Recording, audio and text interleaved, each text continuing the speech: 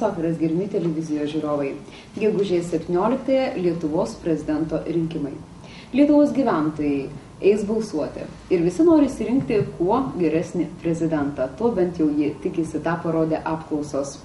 Šiandien apie prezidento instituciją Lietuvoje ir kalbėsime tiesioginėje laidoje, kurioje dalyvauja Seimo narys Valerijus Simulik. Labą vakarą. Ir šitos laidos svečias Šiaulių universiteto viešojo administravimo katedros dėstytojas, istorikas, politologas Vytautas Girčius. Sveiki. Tai yra tiesioginė laida, jūs galite paskambinti ir pateikti klausimus, mūsų telefonas 522221.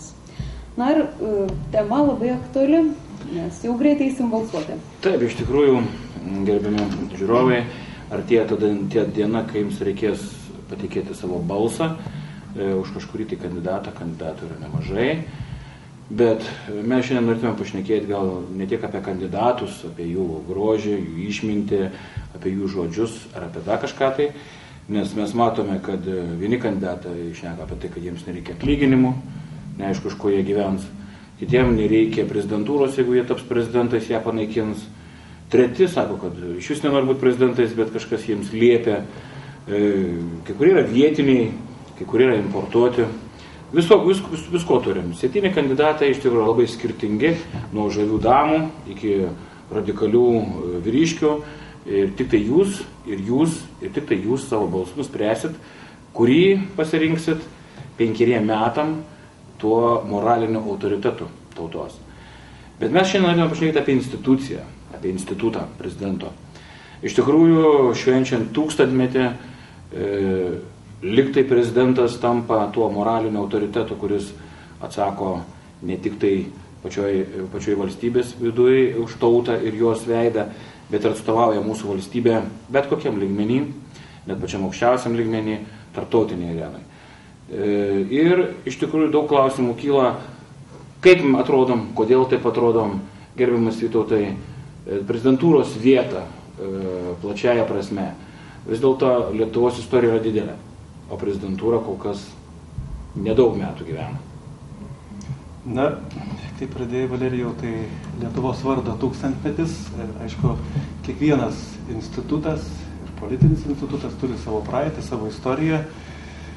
Reiktų pasakyti, kad tarpukario laikotarpį 18 metais atkūrus nepriklausomybę laikinai buvo paskirtas prezidentas, neišrinktas, bet nurimus audroms 18, 19, 20 metais, o 20 metais galėjo taip galvoti apie tą prezidento instituciją, galvoti apie būsimą konstituciją, kuri buvo 22 metais, pirmoji Lietuvos Respublikos, ir kurti realią mūsų tą instituciją. Na ir pasakykim, kad pirmieji 2 prezidentai, teisėti prezidentai, išrinkti, Aleksandras Stulginskis ir Kazys Grinius, na, iš tikrųjų, 26 metai. Tai galime kalbėti apie gerus 6 metus, kur buvo kuriama. Kuriama kaip institucija ir kaip iš karto, pasakyčiau, kaip tiesiog institucija, kuri užėmė labai svarbią vietą tuometiniam Lietuvos politiniam gyvenime, nors tada prezidentą rinko Seimas, ne Lietuvos piliečiai. Reiktų pasakyti, kad per trumpas laikotarpis, kad būtų galima sakyti, jeigu vardo į mūsų Lietuvos 1000, o prezidento institucija 6 metai. Po 6 metų, tai yra 1926 metais, gruodžio 17, įvyksta perversmas ir ateina perversmo keliu į šitą instituciją žmogus.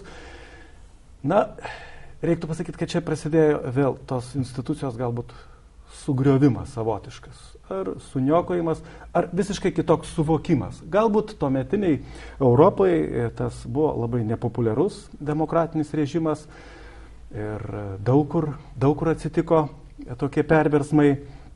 Bet mes dabar atkūrę 90 metais vis dėlto demokratinę Lietuvą ir kūrėme vėl iš naujo, tęsėme tą istoriją. Na ir reiktų pasakyti, kad vis dėlto politinė kultūra ar politinė socializacija yra ilgalaikio istorijos vystymos rezultatas. Negalime pasakyti, kad čia per 6 metus kažką tai ten padarė ir dabar mes čia atkūrėm ir vėl bus viskas gerai. Na ir patys mes puikiai prisimenam, atkūrė nepriklausomybę, 90 metais rinkome pirmuosius prezidentus, pirmieji kandidatai.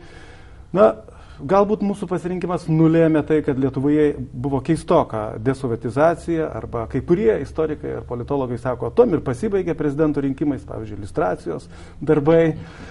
Tai nuėjom to keliu, bet tautos valia, kaip pasirinkti. Toliau, aišku, momentas, kuris nepuošė, galbūt ar kažkam kilo abejonių dėl Lietuvos Respublikos konstitucijos 78 straipsnio, toliau, kaip patys žinote, kitas etapas apkalta Seimas surengė.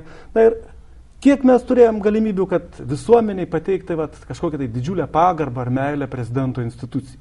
Tai čia turim tą praeitį tokią nedidelę ir dabar nuo mūsų visuomenės priklauso, kaip ir per paskutinę ataskaitą dabartinis prezidentas pasakė, kad nepavyko sukurti pilietinės visuomenės ar brandžios pilietinės visuomenės. Bet vėl teoretikai pasakytų labai paprastai, visos pokolonijinės ir pokomunistinės visuomenės turi vieną būdingą bruožą – nepagarbą savai konstitucijai, nors ir patys referendumo būdu ją patvirtino, netolerancija būtent politinėms institucijoms ir nėra tokios pilietinės santarvės. Mes tiesiog, jeigu nekalbėtumėm vien tik apie prezidento instituciją, apie Seimą, apie vyriausybę, visuomenė tokia suformuota nuomonė, jeigu jau atėjai į valdžią, jau esi blogas automatiškai. Visos valdžios, kokias pasirinktumėm, yra blogos. Tai yra būdinga būtent, kaip sakiau, pokomunistinėms valstybėms ir pokolonijinėms. Mes išgyvename dabar politologijai vadinamą tranzitologijos laikotarpį. Tai yra perėjimas iš nedemokratinio režimo į demokratinį. Aišku, visi piliečiai taip pat domisi, o kiek metų trunka tas tranzitologijos laikotarpis, kad čia mes greičiau viską susitvarkykim. Niekas neapibrėžia kiek. Aš visada lyginu tą tokį, atsigrėžiu į Bibliją ir sakau, Mozė iš Egipto į Izraelį savo tautą vedė 40 metų. Atstumas nuo Egipto iki Izraelio nėra toks didelis, kad eiti 40 metų. Galim paskaičiuoti, kad pėda po pėdos mes per 2 mėnesius nueitumėm. Kyla klausimas, o kodėl jisai vedė 40 metų? Galim atsakyti, kad turi atvesti su nauja, nevergovinė sąmonė į tą pažadėtąją žemę. Tai kada mes sugebėsime atsikratyti šito tokio tos netolerancijos ir pradėsim ugdyti visi tą pilietinę visuomenę, visi, sako. Ir nesitikėti, kaip dabar kažkas tai čia sako, kad ateis, išsirinksim kažką tai gerą į valdžią ir taip pat visiems bus geriau gyventi. Žinot, mes turime tos idėjos istorijai tokios net mąstyti taip negalim. Jeigu mes pasakytumėm, kad tokie pažadėtojai labai gero ir greito gyvenimo, tokių permainų, atvedė didžiulės katastrofas, aš net baisu net minėti, kokias katastrofas. Tai čia galim Europoje, tai Benito Musolinis, Adolfas Hitleris, ar rytuose būtų Leninas. Tai jie žadėjo čia ir dabar žemėje greitai padaryti rojų. Aš kartoju, per didelis noras žemėje padaryti rojų, visada žemė paverčia pragaru. Tai ir vėl, rinkimų laikotarpį dabar mes girdime įvairiausių pažadų. Iš mane ir aš taip pat jūs padarysiu laimingais. Jeigu, Valerijau, pats būtum prieš Seimo rinkimus kalbėjęs, kad aš jūs visus greitai čia padarysiu laimingus, sutvarkysiu visą gyvenimą, aš būčiau sakęs, Valerijau, tai aš nenoriu nediskutuoti apie tai. Mes patys suprantame, kad tik nuo brandžios pilietinės visuomenės ir per ilgą tą istorinę vystymąsi rezultatą, kokį mes turim, sukūrėm politinę kultūrą, politinę socializaciją ir to labiau turėdami dabartinę tą mūsų konstituciją, kur yra daugiau parlamentinė, ne prezidentinė valstybė. Žinoma, kad visą politiką diktuoja parlamentas. Aišku, nuo prezidento valios, ryžto, nuo jo suformuotos komandos ir noro veikti daug irgi priklauso. Apie tai mes dar pakalbėsim. Bet, o kodėl 18 metais negalėjo pasirinkti Lietuvą, pavyzdžiui, monarchijos modelio? Taigi mes turim karūnuotą karalių ir pagal visus tos tradicijos, kaip yra Europoje yra. 18, 19, 20 metais buvo tokias mintis atkurti monarchiją ir buvo net suradę savo kandidatą. Bet, į karalius? Taip, į karalius, bet nėra.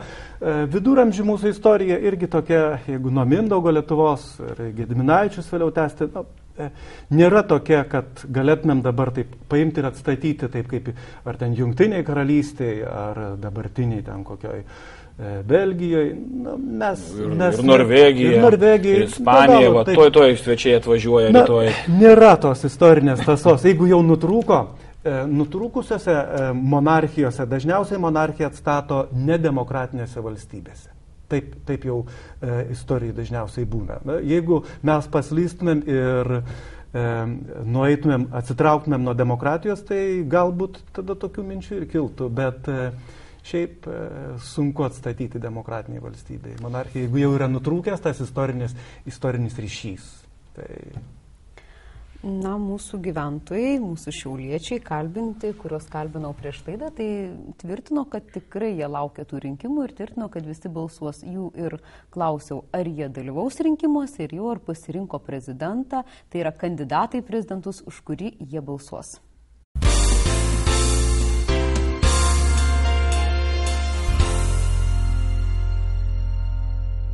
Nu, žinot, norės, kad biški tą Lietuvą pakeltų, kad ne visai nusmukdytų, kaip dabar, kad esam, ar teisybė, ar neteisybė, bet kad esam nusmukę. Norėtųsi, kad biškiuką atjautų tos, kad tiem pensininkam tos pensijas nesumažytų. O dar biški gal pridėtų. Nežinot, viens kaip palieki, labai sunku iš tos senos pensijas gyventi. Bet tai ką daryti? Tikėkimės geriausia. Jūs žiūrėjot, pavyzdžiui, rinkdamas į tą kandidatą, dar aišku, tik tai balsuosite 17, kokius būdo jo bruožus, ar tiesiog koks, kad tai žmogus būtų, koks jo išsilavinimas, į ką labiausiai kreipiate dėmesį? Vienu žodžiu, į sąžiningumą. Kad būtų sąžiningas, aš daugiausiai tai į moterišką pusę linkus. Nesakysiu ką, bet į moterišką pusę labiau linkus. Tikėkimės, kad bus geriau. Ir eisiu būtinai balsuoti. Aš Lietuvos pilietis, o kaip neatliks pilietinė pareiga. Visada turi turėti savo tvirtas pažiūros, kurių niekas nepaveiktų iš šalies. Jokios partijos, žodžiu, jokie verslininkai, savo nors tai labai sunku. Taip, visada eidavau. Ir išsirinkot jau? Taip, ir seniai jau išsirinkau. Stebiu jų debatus televizijoje ir mane imponuoja, žinot kas, to kandidato kaip tvirtybė, charakterio bruožų patvarumas ir apskritai visa elegancija. Žinoma, ir proto rodikliai. Tikrai eisim balsuoti, visa mūsų šeima, kam jau priklauso, ir balsuosim. Žinoma, turiu kandidatą pasirinkęs. Man bent jau matosi, kad tai yra sąžiningiausia ir labiausiai kreipia dėmesį ekonominiais klausimais, nes šiuo metu yra sunkmetis ir manau, mano manimo, geriausiai spręsti tos klausimus. Iš pat kartą jau žinau, už ką balsuosiu ir aš manau, dauguma Lietuvos žmonių balsuos, bet jau mums atsiboda šitokies, norim permainų. Vat. Tiek. Ir jūsų kandidatas, manot, pajėgs? Pajėgs, labai yra stipri. Tai jūsų ir dar galiu pasakyti, ką moteris. Labai graži. Kad žmogus būtų ekonomistas, skaitusi, žinotų ekonomiją, supranti viskas, kad jau nusimanytų apie tos finansus visus, ką. Prezidentas tai ekonomistas, jam užsienio politika dar. Seimas už jį daug viršesnis yra. Prezidentas pas mus labai kukli institucija. Prezidentas turi savo irgi galę. Tai ne tai, kad Adamkus vaikų darželėje buvo tik auklėtės. Jis nieko, jis galėjo turi. Jis balsą turi visą, bet kad jis nieko nedarytų. Jam kas buvo reikėjo, amerikonai buvo. Gruzija, Ukraina, jis, visi trys amerikonai. Visi trys vadovauja reikia. Nuo vienus nuvarė tik ais. Antrosios svarų, kur visi ūkiniai, kaip kas turi bendras, kaip sakyti, ryšius su Rusija. Jas yra geriausias partneris. Ne? Šiaip tai eitume, bet kadangi išvykstame, tai neįsime. Nes važiuosime ilsėtis ir kaip tik nebūsim to momentu. O nesidomėjote, kad galima iš anksto balsuoti? Ne, nesidomėjom, žinokit. Kažkaip iš tikrųjų tie rinkimai viskas yra neaktualu jau. Jums tas pats koks prezidentas bus, taip? Iš tikrųjų tai jo. O savo kandidatą turite? Aš neklausiu, kas toks, bet tiesiog jeigu būtumėte ar žinotumėte? Jo, turim. Į ką kreipiate dėmesio? Tiesiog ir būdo savybės, į grožį, įsilavinimą ar dar kažką? Į būdo tos savybės tikrai nei grožį, nei išsilavinimo. Tiesiog kaip žmogus nušneka, bendrauja viską. Tokius dalykus. Labai išsilavinęs žmogus, mokantis daug užsienio kalbų, perspektyvus, žiūrintis į ateitį, tiesiogiai pasakantis, kokia dabartinė yra situacija Lietuvoje ir kada ta ekonominė krizė baigsis. Jūs manot, kad jūsų kandidatas yra vertas būti prezidentu? Taip, labai.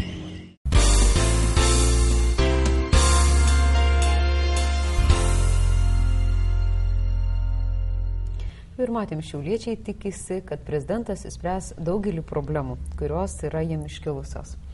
Taip, iš tikrųjų, žmonės tikisi, kad prezidentas pensiją pakels, prezidentas sutvarkys jų gyvenimą ir taip toliau. Aš klausimą ir keliu, prezidentas kaip asmuo, kaip institucija, jo komanda, jo santykis su parlamentu, jo galios.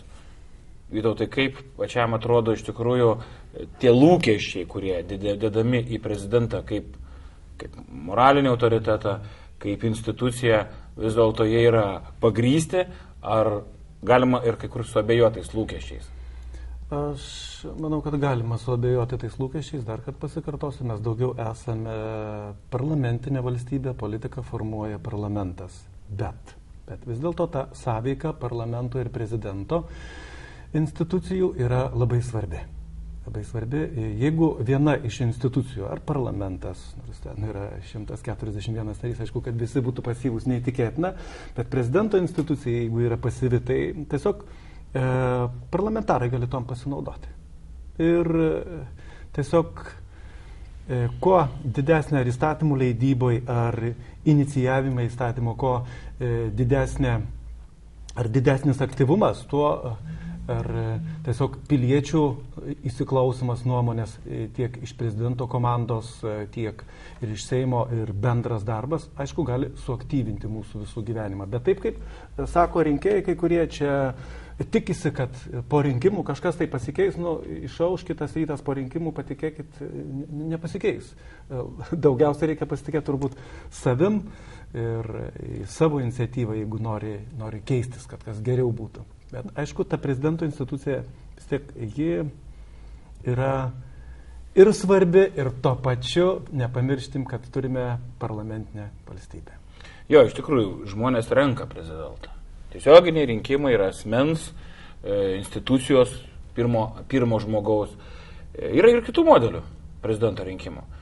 Tai jūsų nuomonė, kas geriau? Vat mūsų kaimynai, netoliai visai čia, 40 km Latvija. Latvijoje renka parlamentas.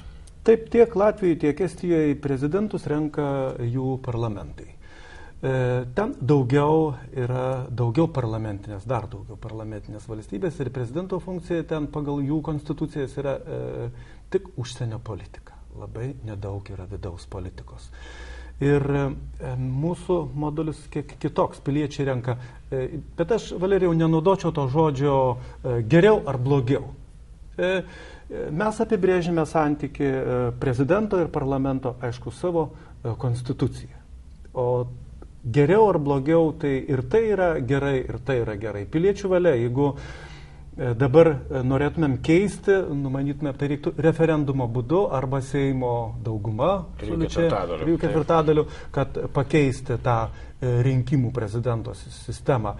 Kitą kartą mane glubina, kada kandidatas į prezidentus, jisai pradeda sako, aš balotiruojuos į prezidentus tam, kad atėjęs į prezidentūrą panaikinčiau prezidento instituciją. Tai pats tas kandidatas visus labai klaidina turbūt. Prezidentas negali panaikinti prezidentūras. Tai reiškia, prezidentas kalba apie konstitucijos keitimą, prezidentas to daryti negali. Jeigu norim naikinti prezidento instituciją, tai vėl arba referendumu, arba absoliučia dauguma Seimo narių priimto sprendimu. Tai vėl, čia taip reikia įvertinti, rinkėjams reikia įvertinti, aišku, nevartys tos konstitucijos turbūt, tą dalį, ką turi atlikti prezidentas, bet vis tiek turi įvertinti, o kokios yra to prezidento galios. Vidaus politikoje, pavyzdžiui. Yra nurodyta konstitucijoje iš tiesų, kad vidaus politikoje Prezidentas turi galių. Kokias jis turi? Ką jis gali daryti? Čia Valerijus jau 3 kadenciją Seime, jisai puikiausiai žino, gali papasakoti rinkėjams. Valerijau, gali pasakyti rinkėjams, būtent kaip jūs per tas kadencijas, kiek jūs sąveikavot su prezidentu ir kiek prezidentas jūsų įstatymų vetavo, arba kiek prezidentas jūsų inicijavo įstatymų. Pats galiu tai tos statistikas, aišku, aš atmintinai neatsiminsiu, bet iš tikrųjų absoliuti dauguma įstatymų projektų eina iš vyriausybės. Ne iš prezidentūros. Ne iš prezidentūros. Tai jeigu žiūrėti plačiaja prasme, galima būtų vadinti Lietuvą premjerinę valstybę. Nes iš tikrųjų premjerą paskiria prezidentas liktai, jo programą tvirtina parlamentas ir premjeras turėdamas milžinišką komandą, milžinišką struktūrą, vadinama vyriausybė, su ministerijom, departamentais ir visokiom kitom tarnybom, jis turi daug padėjėjų ir pagalbininkų, kurie kūrė tos įstatymus, juos referuoja ir taip toliau. Ir įstatymų leidyboje iš tikrųjų yra vienas minusas, kurį mes jau daug metų keliam, bet prie jo niekaip niekas nedrįsta prieiti. Tai yra bet kuriam įstatymo projektui, bet kuriam reikia vyriausybės išvados, ypač susijusios su finansais, arba vyriausybės teisės departamento išvados. Tai reiškia, jeigu vyriausybė teikia savo projektą, jinai turi išvadą duoti tam savo projektą. Jeigu prezidentas duoda įstatymų projektą, jeigu tai susiję ypač su pinigais, būtinai vyriausybė turi tai įvertinti. Jeigu Seimo narys teikia, arba Seimo narių grupė, lygiai tas pats. Reiškia, negražiai pasakius, pirmenybė ir kozerinis tūzas kišenė yra pas premjerą. Tai gaunas truputėlį toks disbalansas iš tikrųjų tarp valdžių šakų, nes prezidentas turi galę vetuoti bet kurį įstatymą, bet mes puikiai žinom, kad Seimo nariai 71 balsu gali permušti prezidento bet kokį vetą. Ir yra tai buvę. Yra buvę. Tai aš tai tik klausimą kitaip formuočiau. Pats prezidentas, aišku, mes puikiai suprantam, kai jis vienas nedirba. Jisgi vienas pats neteikia tų įstatymų, jo komanda, komandos kompetencija. Vat kaip pačiam atrodo, iš tikrųjų, matom tos kandidatus, tai čia tik tai aisbergo pati viršūnėlė. Už jų stovi žmonės, komandos. Ir jų tų komandų, ir buvusių prezidentų, ir galbūt ateities prezidento, o tų komandų pagrindas. Manau, kad tai turėtų lemti pagrindiniai dalykai. Mes praktikoje irgi matome. Teorijoje taip, kad suformuota prezidento komanda vaidina labai svarbu vaidmenį. Vienas pats taip plačiai neaprėpsi. Vien tik užsienio politikos klausimais, jeigu pasižiūrėt, kiek įvairiausių yra problemų sprendžiamų šiuo metu ir didėja vis greitis problemų. Išmokome technologijų pagalbą dirbti greičiau. Tai nuo komandos yra labai daug. Ir liūdna matyti praktikoje, kada keičiasi prezidentų patarėjai. Kas mėnesį beveik.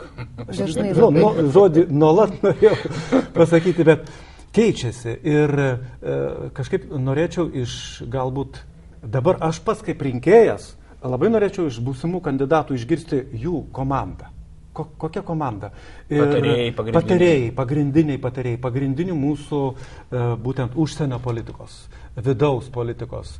Nacionalinio saugumo. Taip, nacionalinio saugumo, finansų šiuo metu. Būtų labai aktualu. Nelabai girdime. Tai išeitų taip, kad kaip mes vienas pats ateisiu ir viską darysiu.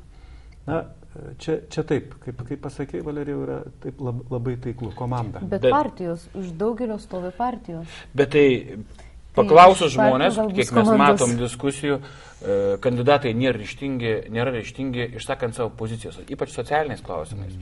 Mesgi, bent jau man tikrai, klausantis nemažai tų diskusijų, labai sunku išgirsti bedarbystės problematiką, tų pačių jaunų mamų problematiką, vaikų ateities, aukštojo mokslo, bendrojo lavinimo sistemos. Tai yra tų dalykų, kurie šiandien labai dėlis skauduliai. Ir kandidatai vengia tų temų, nes jos yra sunkios. Gal jie tiesiogiai kandidatai tos socialinius dalykus taip čia spręsti, vėl gal savotiškai jie ir gerai, kad neina į tos klausimus. Bet jūs, kaip sakėte, komandai, čia pat pasakėte, bet partijos. Taip, apie partijas mes esame daug diskutavę, gaila, bet kad Lietuvoje nepavyko per 19 metų Lietuvoje dabar sukurti skaitlingas, tvirtas partijas. Ir gal Valerijui nelabai patinka, šiam vis tai kartoju, nėra pas mus stiprių partijų. Maža to, partijose labai retai vyksta partijų lyderių kaita.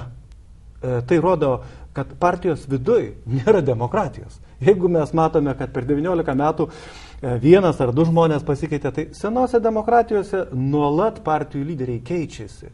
Ir aišku, jos turi būti skaitlingos. Kokios pas mus politinės partijos, tai jos...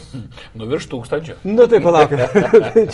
čia taip galėtų būti kažkokios asocijuotos grupės, čia galėtume mes kalbėti, pavyzdžiui, žurnalistų asociacija kokia ir turėti ten 1000 ir porą tūkstančių narių. Tada galėtų taip asocijuota interesų grupė tokia yra. Galėtų būti ten profesinės sąjungos, tai taip kitko, kai kurios profsąjungos yra skaitlingesnės. Taip, ir ten narystė irgi skaičiuojama taip, kaip politiniai partijai. Tai štai, čia mūsų visų pilietinės visuomenės ta tokia ateitis atsigręžti, kad vis dėlto demokratinę valstybę kurti be politinių partijų dar pakol kas niekam nepavyko ir reiktų kalbėti, kad stiprinti apie politinių partijų stiprinimą, bet čia vėl viskas turi būti natūraliai. Kaip visą laiką aš kartoju, kad politinė kultūra yra ilgalaikio istorinio vystymos rezultatas.